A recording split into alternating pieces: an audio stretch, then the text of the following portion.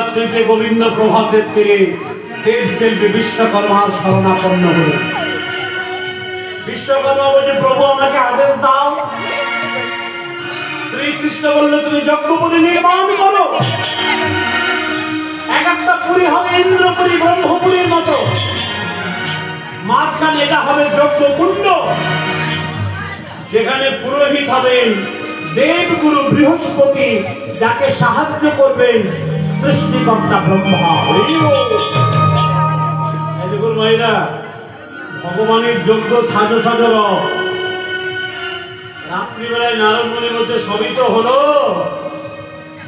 যদি ব্রজবাসীরা না আসে, যদি আমার রাধারানী না আসে, তাহলে যে যুগল দর্শন হবে না। তাই রাত্রিবেলায় নারদ মুনি ভগবানকে বলছে, প্রভু এবার বৃন্দাবনের নিমন্ত্রণটা দিয়ে আসি। গোবিন্দ বললেন, যাও নারদ, তুমি বৃন্দাবনে নিমন্ত্রণ দাও, কিন্তু দেখো বৃন্দাবনে একজনকে নিমন্ত্রণ দিও না। সে কে?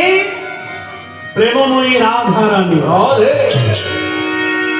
রাধারানীকে কিন্তু মা গোবিন্দ নিমন্ত্রণ দেয়নি, জানেন তো? তবে আপনারা ভাববেন না যে রাধারানী না এলে যুগল হবে না। রাধারানী আসবে।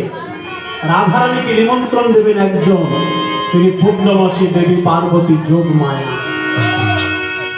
আর নারদ মুনি এবার বৃন্দাবনে নিমন্ত্রণ দিতে যাচ্ছে। চলুন গানের মাধ্যমে একটু বৃন্দাবন ঘুরে আসি। বলো রাধারানী কি? রাধারানীকে সবাই ভালোবাসেন তো? তাহলে রাধা নাম গাইবেন তো?